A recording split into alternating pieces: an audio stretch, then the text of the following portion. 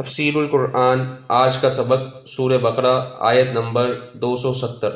اعوذ باللہ من الشیطان الرجیم، بسم اللہ الرحمن الرحیم۔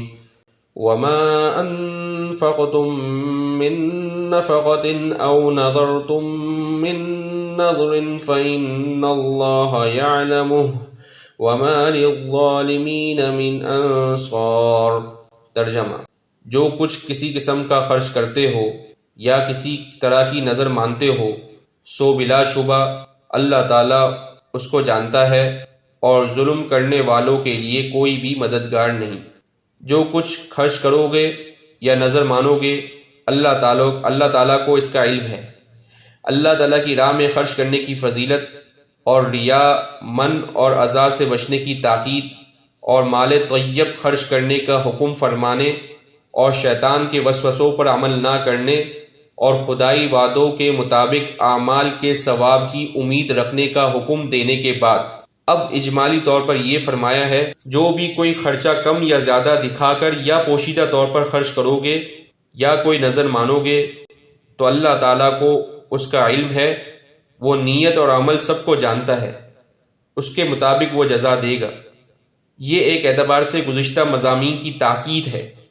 نفقہ کے ساتھ نظر کا بھی ذکر فرمایا ہے کہ کوئی شخص اگر نظر مان لے بشرطے کہ گناہ کی نظر نہ ہو تو وہ لازم ہو جاتی ہے۔ نظر مطلق بھی ہوتی ہے اور نظر معلق بھی ہوتی ہے۔ نظر مطلق یہ ہے کہ یوں زبان سے کہے کہ اللہ کے لیے ایک روزہ رکھوں گا یا 2 رکعت نماز پڑھوں گا یا نفلی صدقہ دوں گا، اور نظر معلق یہ ہے کہ یوں کہے کہ میرا بیٹا اچھا ہو جائے، مثال کے طور پر یوں کہے کہ میرا بیٹا اچھا ہو جائے تو اتنے نفل پڑھوں گا، یا اتنے مسکینوں کو کھانا کھلاؤں گا، یا 100 روپے صدقہ کروں گا۔ دونوں طرح کی نظر کرنے سے نظر کا پورا کرنا واجب ہو جاتا ہے۔ چنانچہ سورہ حج میں ارشاد ہے وَلْيُوفُوا نُذُورَهُمْ، کہ اپنی نظروں کو پورا کرو، کہ اپنی نظروں کو پورا کریں۔ ایسا معلوم ہوتا ہے کہ عام طور سے لوگ چونکہ کسی مرض یا خوف یا کسی مصیبت کے دور کرنے کے لیے نظر مانتے ہیں، اور عموماً مال خرچ کرنے کی نظر ہوتی ہے، اس لیے یہاں نفقہ کے ساتھ اس کا بھی ذکر فرما دیا ہے۔ نظر کوئی پسندیدہ چیز نہیں ہے۔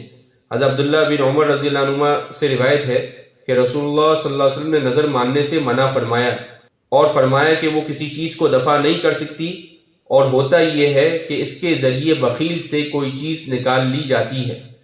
نظر ماننا مناسب تو نہیں ہے جیسا کہ حدیث سے معلوم ہوا، لیکن اگر کوئی شخص نظر مان لے تو اسے پورا کرے۔ البتہ اگر گناہ کی نظر مانی ہو تو اس کو پورا نہ کرے، لیکن اس کا کفارہ ادا کرے۔ جو قسم کا کفارہ ہے وہی نظر کی خلاف ورزی کا بھی کفارہ ہے۔ وآخر دعوانا ان الحمد للہ رب العالمین۔